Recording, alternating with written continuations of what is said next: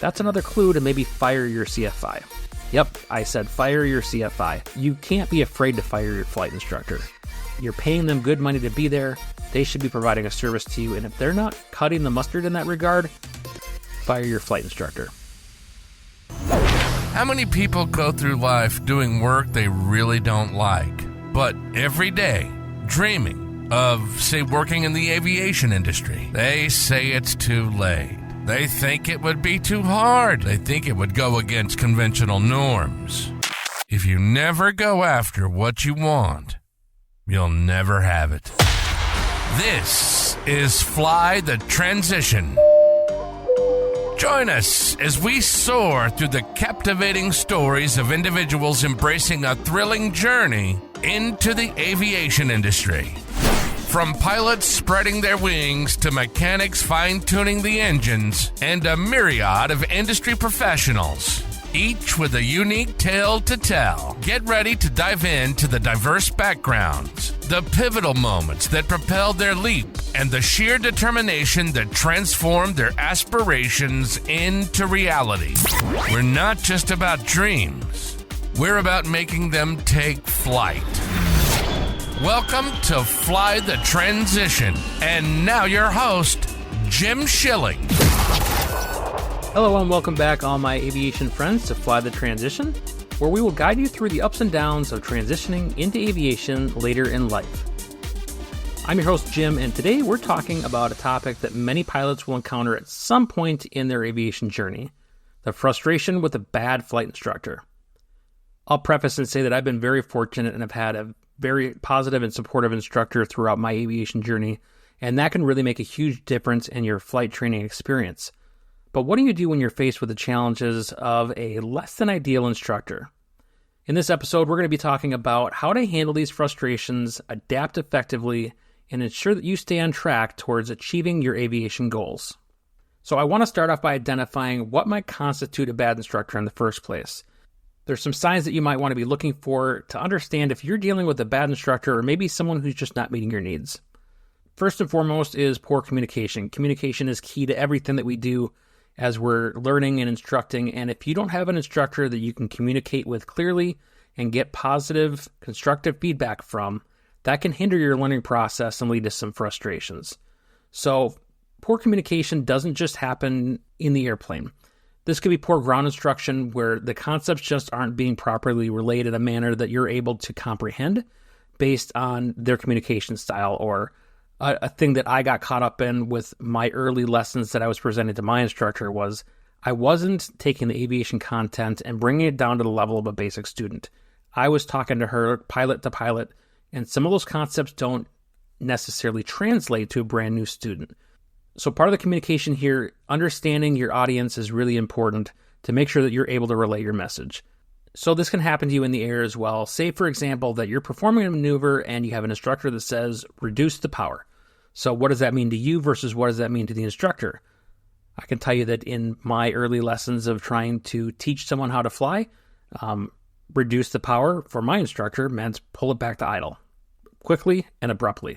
So that's not necessarily what I wanted her to do in that maneuver. I wanted her to slightly reduce the power, but I wasn't specific. So that's another key that your instructor needs to have as far as communicating instructions effectively and concisely in the air. We talked a moment ago, too, about providing constructive feedback, and that's not always an easy task for anybody. Giving criticism can be uncomfortable. So if your instructor is poor at communicating that, whether they have a aggressive or abrasive approach, or maybe they're too introverted to be able to be comfortable to provide that feedback, that also can hinder you as well. The final note on poor communication is just planning in general before the flight. If you and your instructor aren't communicating and you're missing times or they're late or anything like that where you're not able to change schedule on the fly if you need to, that can cause frustrations as well. So that's a good segue into lack of professionalism. What we're talking about here would be unreliable scheduling, inconsistency in planning, or just unprofessional behavior that can negatively impact your flight training. We talked a bit a second ago about scheduling in general, but if they're not reliable in their scheduling, that can be a lack of professionalism, whether it's they're not keeping good track of it, or again, maybe this isn't a priority to them, so they're not doing as good of a job of being a professional instructor for you. So with lesson planning, it's important before the lesson comes up to know what you're getting into in the first place. And if you're not preparing yourself in advance, you're going to waste precious time, not just on the ground, but in the air, going over things that you could have been preparing for before the lesson. So having that game plan up front with your instructor is really important to make sure you're making the most of your flight training time. And if they're not providing that for you, that can cause you some issues as well. And unprofessional behavior, that just kind of goes without saying. This, again, is your trainer who maybe doesn't want to be a trainer, but is trying to build the hours to get to the airlines. So now this could be inappropriate comments, or it could just be unnecessarily harsh criticism that can impact your ability to learn and to get that constructive feedback in the first place. If you just close yourself off because of their approach and lack of professionalism and how they're critiquing you, that doesn't do anybody any good. And it may be time to explore other options with instructors. That brings us into negative attitude. I think this is probably fairly self-explanatory, but let's dive in anyways. This could be your instructor who is displaying a negative attitude, is dismissive of your concerns that you might bring forward as you're trying to create a good learning environment, or just lacks patience overall. You are not going to be perfect at maneuvers the first time you go and do them. And if you have an instructor who's not patient, tries to rush you, takes the airplane back from you before you're able to make necessary mistakes that you're going to make in flight training, that can be problematic for you as well. Next, I would say limited experience or knowledge. You're looking at this person as the expert in this field who's going to teach you how to be prepared to be a competent, safe professional pilot. And you're looking for a certain level of knowledge and experience when you have questions or challenges that are impeding your progress. Sometimes a less experienced instructor could cause some hindrances here, so we too need to be patient with newer instructors. Obviously, every instructor starts somewhere, but just keep in mind that this can be a hindrance if that instructor is not progressing themselves.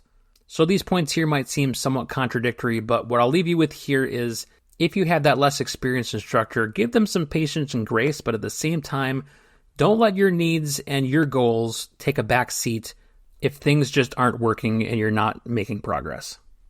Finally, we'll talk incompatibility. We talked a little bit about this at the onset. Sometimes an instructor's teaching style and your personality might not align with your learning preferences. This is going to give you difficulties in understanding and making progress and cause, again, overall frustration. So this is going to sound super cheesy, but finding the right flight instructor is just like finding a good pair of shoes. You may have to try on a few pairs before you find one that fits, and just because one technically does the job doesn't mean it's going to be comfortable or enjoyable or that it will be the right fit for you. So again, super cheesy analogy, but I think that it quote-unquote fits here as well. So now that we talked a little bit about what you're looking for as far as identifying an instructor who might not be a fit for you, what do you do about it? You're finding yourself facing frustrations with your instructor, and you need some strategies to figure out how to handle the situation and adapt effectively. So let's talk a few strategies that you might want to consider here. As no surprise, first here is communication. You need to be able to communicate your concerns as well. So have an open and honest conversation with your instructor. Share your concerns, provide some examples of things that aren't working for you, and just take the time to address the issues directly, and that might lead to some improvement. Especially if you have maybe that inexperienced instructor or an instructor that just isn't your style, having that conversation could be important. And if they're not willing to have that conversation, that's another clue to maybe fire your CFI. Yep, I said fire your CFI. This is a lesson I learned from former podcast guest Amber Peterson, who was an AOPA Flight Instructor of the Year, that you can't be afraid to fire your flight instructor. You're paying them good money to be there. They should be providing a service to you. And if they're not cutting the mustard in that regard, fire your flight instructor. Next, I would say to seek some feedback. If you're not getting that constructive feedback that you're looking for or the guidance that you think you need to help you improve, ask the question. If you just sit there like a bump on a log and your instructor thinks everything's going well, they're not going to know any better. So they can't fix what they don't know. Have the courage to ask your instructor what you could improve upon or ask for guidance when you need it. They're your instructor, and that's what they're there for.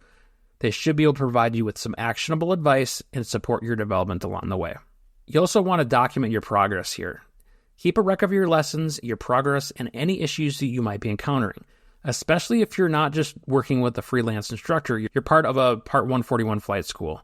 This documentation could be useful if you need to discuss with the school seeking a different instructor, or it may be important for them if they're having issues with that instructor in the first place. So Make sure that you're documenting your progress, you're documenting any issues or concerns that you have along the way.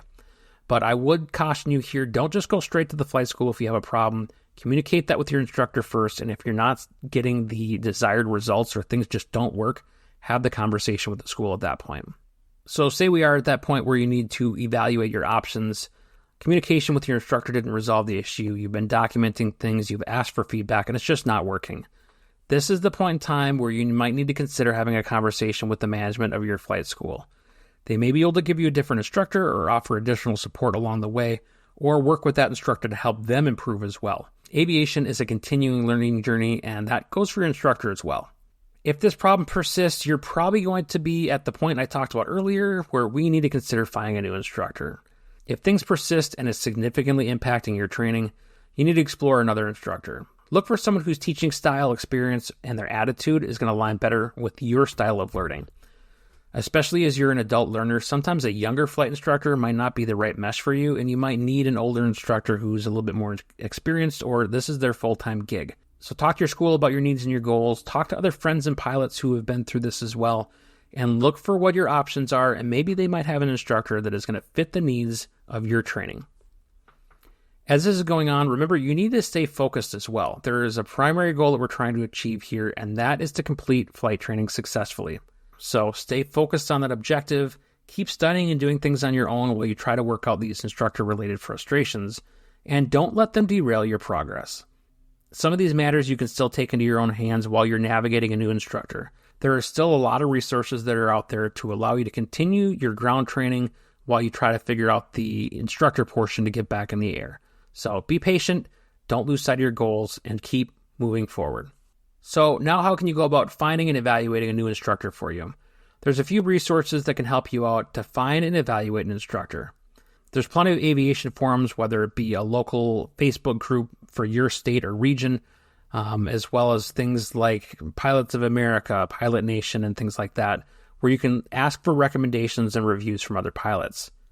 Also consider looking at local flying clubs. You can connect with the local clubs at your airport or the aviation organizations in your area and get some recommendations and some insight from others on some reputable instructors in your area. As you're doing this, make sure, again, you talk about what your needs are. You don't necessarily have to express all of your frustrations with your last instructor or throw them under the bus in any way.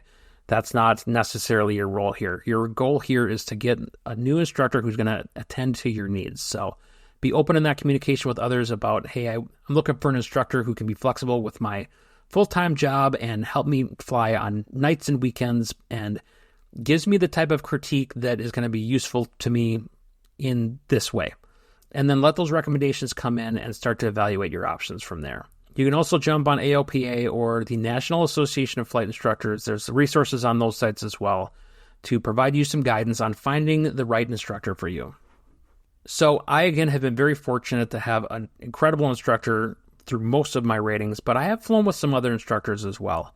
And through that, I have faced some difficulties here and there.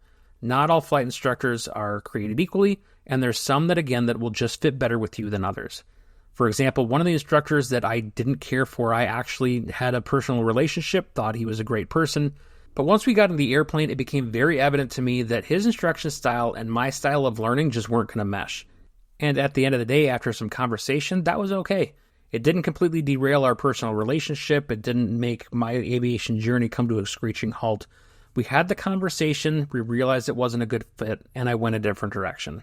No harm, no foul. So in this space, I made sure that I understood what wasn't going to work for me. We had a conversation, and I found a different solution. I stayed persistent with my journey, and I continued to move forward. So if you have frustrations with your training, just remember, don't be afraid to speak up, look for some alternatives, and keep striving towards your aviation dreams. So that will do it for this solo episode of Fly the Transition. I really appreciate you tuning in. So if you're struggling with a challenging instructor, I hope you'll find these strategies and resources helpful as you navigate that situation and continue to progress in your flight training. If you have any thoughts or experiences about handling frustration with instructors, I would love to hear from you. You can reach out to me at flythetransition@gmail.com, or you can contact me on any of my social medias, or join our conversation over in our Discord community. If you would like a link for that, go ahead and email me, and I will send you a link to join that conversation. Remember that persistence and finding the right support will lead you to success. Until next time, thank you for joining me on this episode of Fly the Transition, and keep your eyes on the sky and your dreams soaring high. You've been listening to Fly the Transition. Life is too short for you not to do what you love. And our passion is to give you all the tools you need to make the transition from doing what you do to being in the aviation industry. We hope you've enjoyed the show. If you did, make sure to like, rate, and review. And we'll be back soon. But in the meantime, you can reach out by email at flythetransition@gmail.com. Find us on Facebook at Fly the Transition. And the website for Flying Midwest Media is flyingmidwest.com. Keep soaring. See you next time on Fly the Transition.